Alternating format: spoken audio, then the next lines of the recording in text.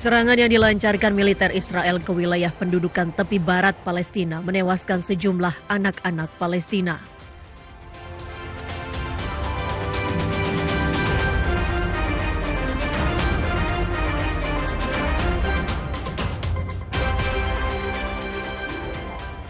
Tentara Rusia menyerang berbagai sasaran di Ukraina termasuk depot amunisi dan menembak jatuh 100 drone militer Ukraina.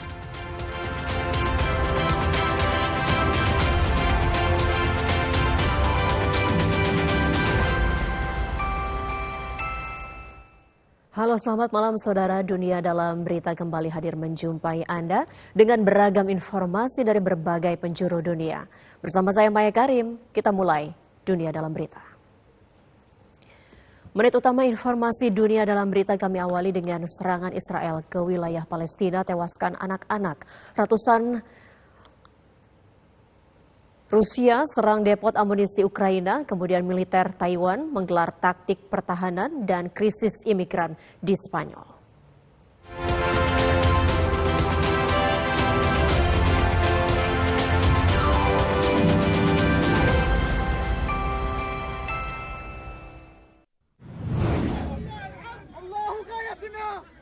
Dua anak laki-laki berusia 9 dan 10 tahun tewas akibat serangan pesawat tak berawak yang juga menewaskan seorang pria Palestina berusia 23 tahun di Tubas, wilayah pendudukan tepi barat Palestina.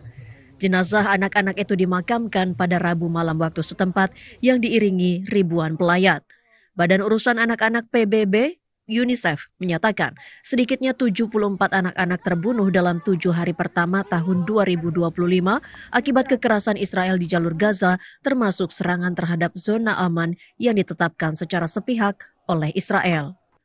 Kantor berita Palestina Wafa melaporkan serangan udara Israel terhadap rumah keluarga warga Palestina Abu Horuf di kamp pengungsi Nuseirat, Gaza Tengah menelan sedikitnya 4 warga Palestina. Para korban telah diidentifikasi sebagai Basam Abu Haruf dan ketiga anaknya. Tim penyelamat masih melakukan pencarian di reruntuhan dan beberapa orang dikhawatirkan hilang. Otoritas kesehatan di Gaza menyatakan sedikitnya 70 warga Palestina tewas dalam serangan Israel di jalur Gaza dalam 24 jam terakhir, ketika mediator internasional melanjutkan pembicaraan yang bertujuan untuk mengamankan gencatan senjata dan pertukaran tawanan dengan tahanan. Jumlah warga Palestina yang tewas akibat serangan Israel di jalur Gaza sejak Oktober 2023 telah melampaui 46.000 jiwa dan 109.274 lainnya luka-luka.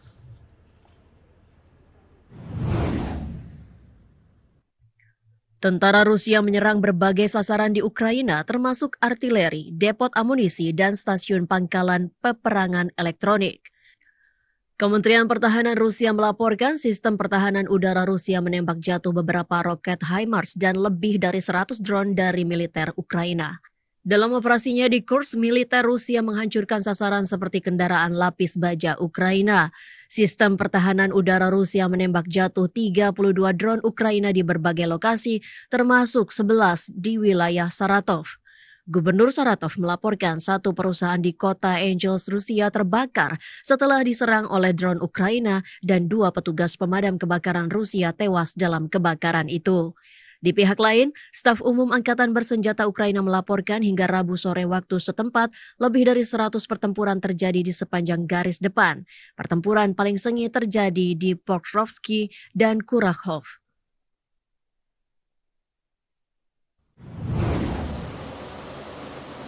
Angkatan Laut Taiwan menguji kemampuan pertahanannya hari ini dalam latihan acak yang mengakhiri latihan militer selama 3 hari yang melibatkan kapal perang terbaru dan tercanggih memimpin armada ke Selat Taiwan. Di pangkalan Angkatan Laut Zoying di kota Kaohsiung, salah satu korvet Tuo Chiang Taiwan yang panjangnya sekitar 65 meter memimpin armada kapal rudal lebih kecil ke laut dalam latihan yang mensimulasikan serangan gerakan pertahanan agresif untuk melawan pendekatan kapal musuh. Korvet Tuo Chiang buatan Taiwan telah dijuluki oleh Angkatan Laut Taiwan sebagai pembunuh kapal induk karena persenjataan rudal anti kapal dan anti pesawatnya. Dengan desain lambung katamaran, kapal ini memiliki kemampuan manuver yang lebih tinggi dan dimaksudkan untuk menghancurkan kapal perang yang lebih besar saat beroperasi di dekat pantai Taiwan.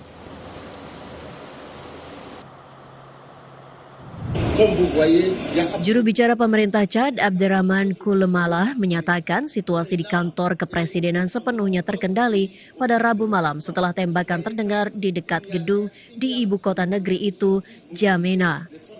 Dalam video yang terekam di kantor kepresidenan dan diunggah di media sosial, juru bicara pemerintah Chad menilai tembakan itu hanya insiden kecil dan situasi kini semuanya tenang. Seluruh upaya untuk mendestabilisasi negara telah diberantas.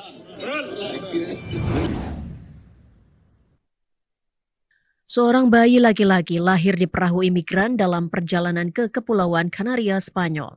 Layanan penyelamatan Spanyol merilis foto bayi baru lahir, ibunya, dan puluhan imigran lainnya di atas kapal yang penuh sesak. Kapal itu pertama kali terlihat di lepas Pulau Lanzarote pada 6 Januari.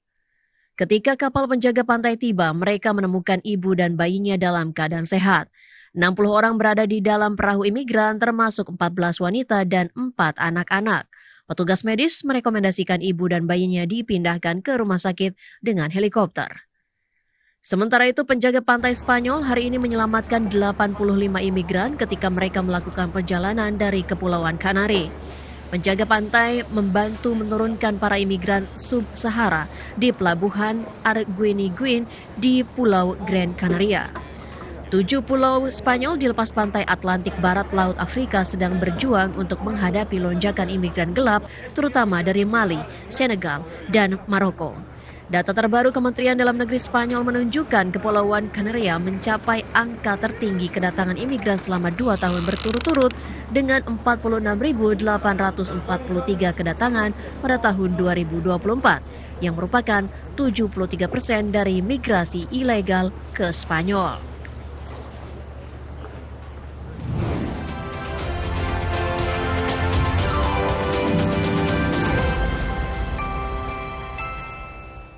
Dunia Dalam Berita masih akan kembali dengan informasi lain, salah satunya kebakaran hutan yang berkobar di sekitar Los Angeles, California, Amerika Serikat menyebar dengan cepat ke Hollywood Hills dan membakar rumah-rumah aktor ternama.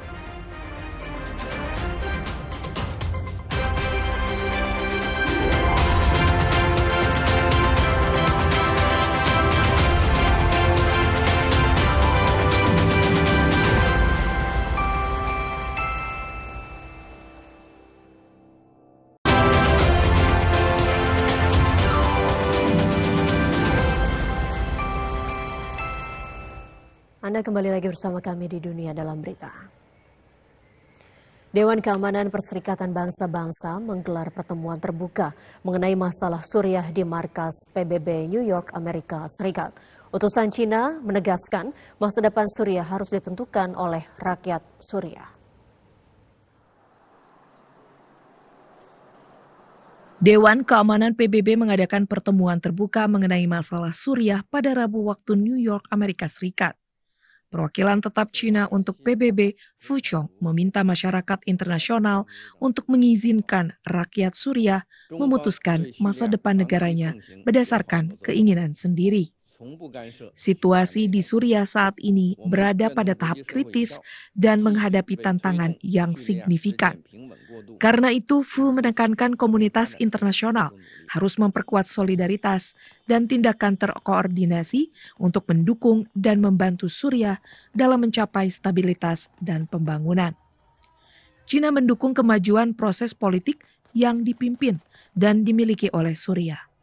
Komunitas internasional harus benar-benar menghormati hak Suriah untuk menempuh jalur pembangunan yang sesuai dengan kondisi nasionalnya, sehingga memungkinkan rakyat Suriah untuk menentukan masa depan negaranya berdasarkan keinginan mereka. Perwakilan Beijing di PBB juga mengingatkan bahwa dataran tinggi Golan diakui secara internasional sebagai wilayah pendudukan Suriah.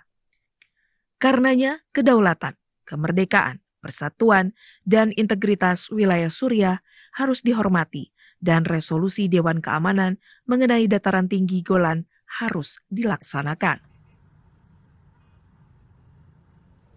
Presiden Korea Selatan yang dimakzulkan Yoon Suk Yeol menyatakan akan menerima keputusan pengadilan meskipun keputusan itu mengakhiri jabatannya sebagai presiden. Sementara itu para ahli mengatakan keamanan besar-besaran diperlukan untuk menangkap Presiden Yoon.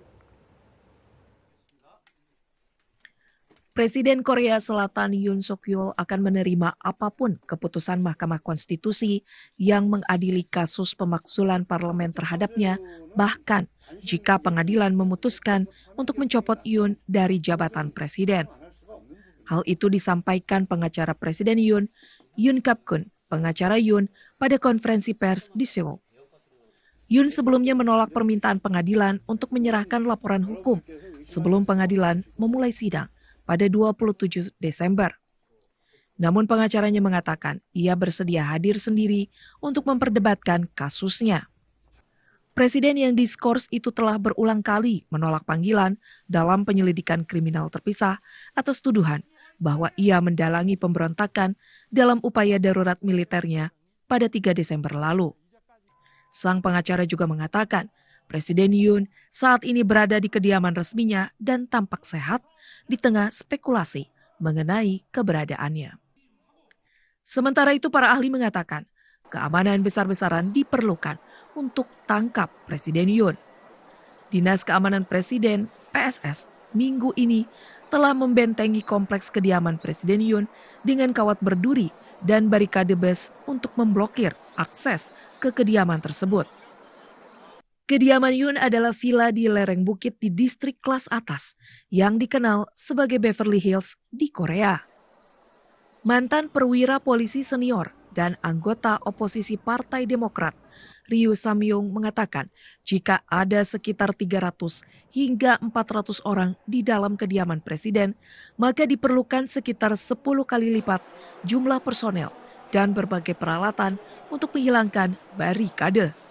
Sementara ahli penegakan hukum dari Universitas Konkuk, Profesor Lee Yong-hyuk mengatakan kendaraan lapis baja dapat digunakan untuk menerobos kompleks kepresidenan dan pasukan anti huru-hara dapat dikerahkan untuk membubarkan pengunjuk rasa yang berkumpul di luar gedung kepresidenan.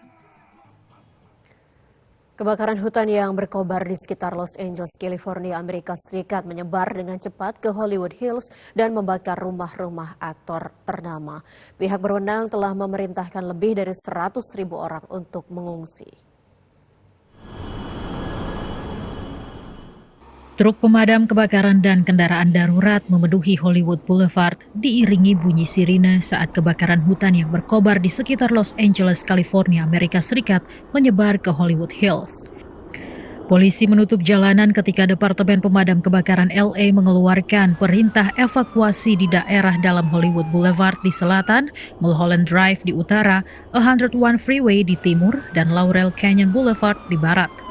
Semuanya merupakan ikon alamat untuk industri hiburan. Di dalam area tersebut terdapat teater Dolby, tempat diadakannya penghargaan Oscar tahunan. Penyelenggara menyatakan pengumuman nominasi Oscar minggu depan telah ditunda 2 hari karena kebakaran. Rumah yang dilaporkan milik aktor Adam Brody dan Leighton Meester hancur akibat kebakaran hutan yang melanda lingkungan kelas atas Pacific Palisades di Los Angeles.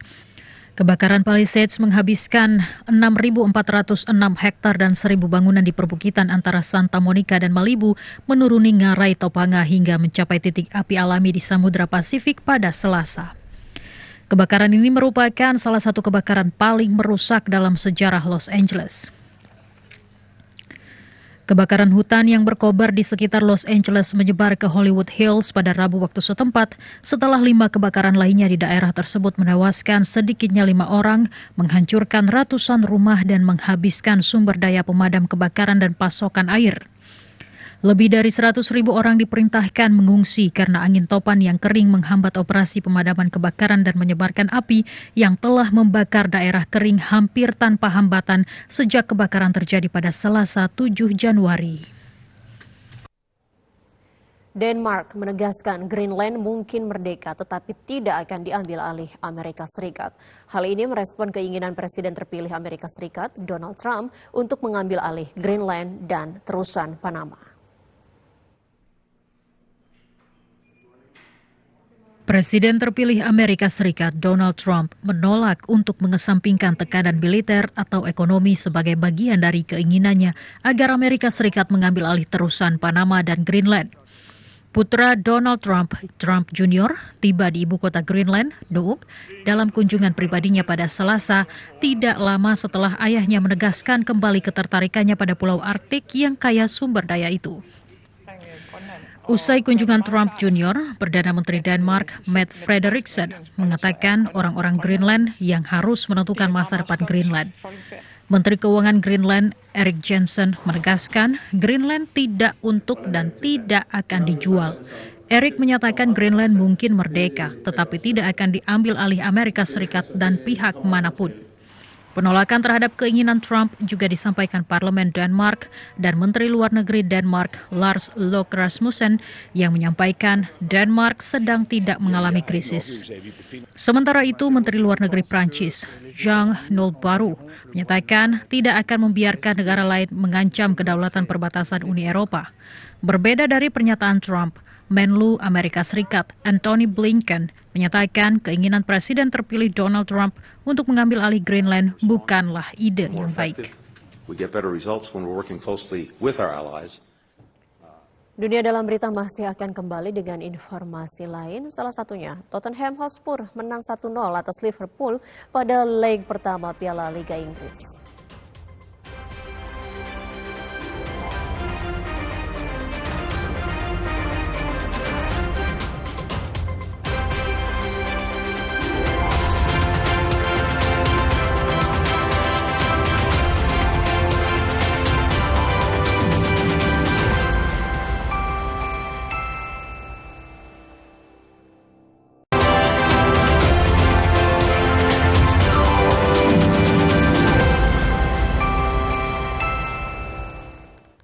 Ya, Anda kembali lagi bersama kami di Dunia Dalam Berita. Kita lanjutkan dengan informasi dari lapangan hijau. Tottenham Hotspur menang 1-0 atas Liverpool pada leg pertama Piala Liga Inggris. Gol kemenangan tersebut dicetak oleh Lucas Ferreira di babak kedua. Bertanding di Tottenham Hotspur Stadium, London, Kamis dini hari waktu Indonesia Barat, tuan rumah Tottenham mengancam lebih dulu di menit ke-6 lewat tembakan jarak dekat Radu Dragusin, namun kiper Liverpool Alisson berhasil menepisnya. Sesaat berselang tim medis masuk karena gelandang Spurs Rodrigo Bentancur mengalami cedera saat hendak menyambut umpan sepak pojok dan akhirnya digantikan Brennan Johnson di menit 15. Liverpool balas menekan pada menit ke-24, namun tembakan jarak jauh Mohamed Salah tak mengenai sasaran. Pada menit ke-30, Jarell Quansah juga mengalami cedera dan akhirnya digantikan Wataru Endo. Gelandang Alexis McAllister mendapat peluang di menit ke-33, namun sundulannya diatasi kiper Antonin Kinski. Dalam 11 menit injury time, tembakan Cody Gakpo diamankan Kinski, sedangkan sundulan Lucas Bergvall ditangkap Alisson. Skor 0-0 bertahan hingga turun minum. Pada babak kedua, Tottenham hampir membuka skor pada menit ke-56, namun tembakan jarak jauh Pedro Porro berhasil diblok back Virgil van Dijk di depan gawang. 3 menit berselang, percobaan serupa dari Salah ditepis oleh Kinski. Darwin Núñez yang baru masuk di menit 60 langsung mendapat 2 peluang dalam 10 menit, namun semuanya berhasil diamankan Kinski. Tottenham sempat menjebol gawang Liverpool pada menit ke-76 usai Dominic Solanke menuntaskan umpan terobosan Pedro Porro. Namun gol tersebut dianulir karena Solanke terlebih dahulu offside. Baru 10 menit berselang, Spurs mencetak gol. Solanke yang berhasil menarik Ibrahima Konate dan Virgil van Dijk ke sisi kanan lalu melepaskan umpan pendek kepada Lucas Bergvall yang tak terkawal. Dengan satu tembakan keras ke sudut kanan gawang, gelandang Swedia itu menjebol gawang Alisson. Gol ini diprotes Liverpool karena merasa Bergvall yang sudah mengantongi kartu kuning harusnya mendapat kartu kuning kedua karena melanggar Kostas Tsimikas tak lama sebelum gol terjadi. Namun wasit bergeming, skor 1-0 bertahan hingga usai. Spurs had come close. Graham Potter ditunjuk menjadi manajer baru West Ham United menggantikan Julen Lopetegui yang dipecat. Sementara itu, manajer Real Madrid Carlo Ancelotti membela penyerangnya Vinicius Junior yang kerap menjadi sasaran rasisme. West Ham United telah menunjuk Graham Potter sebagai pelatih kepala baru menggantikan Julen Lopetegui dengan kontrak 2,5 tahun. Klub Liga Premier Inggris itu mengumumkan penunjukan tersebut hari ini. Potter kembali ke peran manajerial untuk pertama kalinya sejak meninggalkan Chelsea pada April 2023 dengan harapan bisa mengangkat West Ham dari peringkat 14 klasemen sementara Liga Premier Inggris. Mereka hanya unggul 7 poin di atas zona degradasi. Potter mengatakan penting baginya menunggu sampai ada pekerjaan yang ia rasa cocok untuknya dan klub. Mantan manajer Chelsea dan Brighton and Hove Albion itu diperkirakan akan memimpin laga putaran ketiga Piala FA di kandang melawan Aston Villa pada Jumat 10 Februari. Sebelumnya pada Rabu lalu, West Ham United memecat pelatih kepala Lopetegui. Tim Liga Premier Inggris itu berada di urutan ke-14 klasemen sementara usai melakoni 20 pertandingan. Lopetegui yang memimpin West Ham dalam 22 laga menjadi manajer Liga Primer ke-5 yang dipecat musim ini. Pertandingan terakhir yang dipimpinnya adalah ketika West Ham menelan kekalahan telak 1-4 di kandang Manchester City. Pria Spanyol berusia 58 tahun itu ditunjuk menjadi manajer West Ham pada Mei 2024 dengan kontrak 2 tahun menggantikan David Moyes. Sementara itu, manajer Real Madrid Carlo Ancelotti membela penyerang Madrid Vinicius Junior jelang laga Piala Super Spanyol. Vinicius diizinkan Federasi Sepak Bola Spanyol bermain di Piala Super Spanyol meski ia baru saja mendapat skorsing 2 pertandingan di La Liga Spanyol. Ancelotti mengatakan Vinicius berada di bawah tekanan mental sangat besar akibat pelecehan rasial yang ditujukan kepadanya di Spanyol sebelumnya. Real Madrid akan menjalani laga semifinal Piala Super Spanyol melawan Mallorca pada Kamis waktu Arab Saudi atau Jumat dini hari waktu Indonesia Barat. Pemenang laga itu akan menghadapi Barcelona di final. Robot pendukung emosional yang dirancang untuk mengatasi kesepian, kecemasan, dan depresi dipamerkan di pameran elektronik 2025 di Las Vegas, Amerika Serikat. Selain itu, robot anak anjing bernama Jenny yang dirancang untuk membuat nyaman para lansia penderita demensia juga menarik perhatian. Inilah Romi, robot pendukung emosional yang diperkenalkan perusahaan Mixi di ajang pameran elektronik di Las Vegas, Nevada, Amerika Serikat dan memenangkan penghargaan inovasi robotik di ajang tersebut. Scott Pike, perwakilan dari Mixi, mengatakan Romi tidak seperti kecerdasan buatan atau AI tradisional. Teknologi yang dikembangkan sendiri oleh robot Romi memastikannya memberikan empati yang tulus dan percakapan alami. Interaksi Romi bertujuan untuk mengurangi perasaan kesepian, terutama untuk mereka yang mungkin menghabiskan waktu lama tanpa kontak sosial.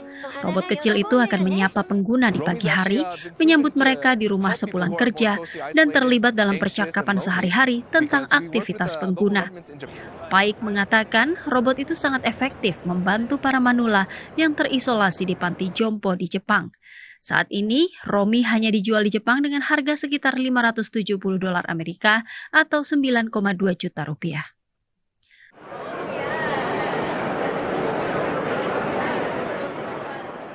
Sementara itu, robot yang menyerupai anak anjing Labrador kuning bernama Jenny juga turut dipamerkan oleh perusahaan Tombot. Jenny dirancang untuk memberikan persahabatan dan cinta tanpa syarat bagi mereka yang tidak mampu merawat hewan sungguhan sendirian, seperti lansia penderita Alzheimer. Jenny akan merespon sentuhan manusia dan perintah suara, bahkan mengibaskan ekornya.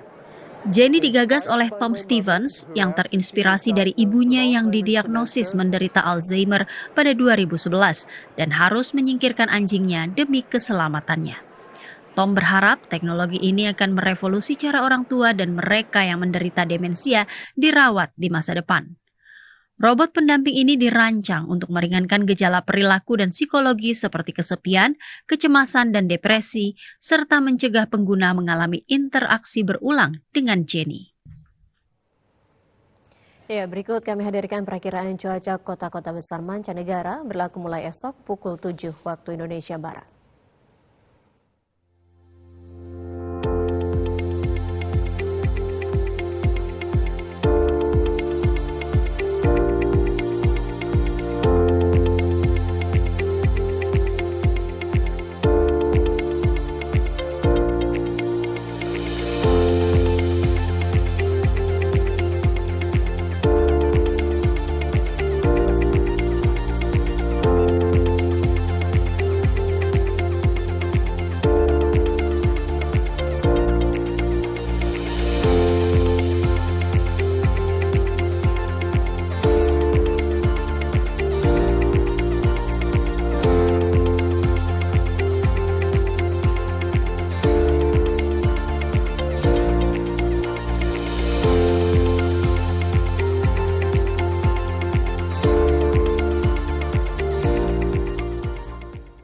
Ya, informasi perkiraan cuaca tadi sekaligus menutup jumpa kita di Dunia Dalam Berita Malam hari ini. Saya Maya Karim, selamat malam, sampai jumpa.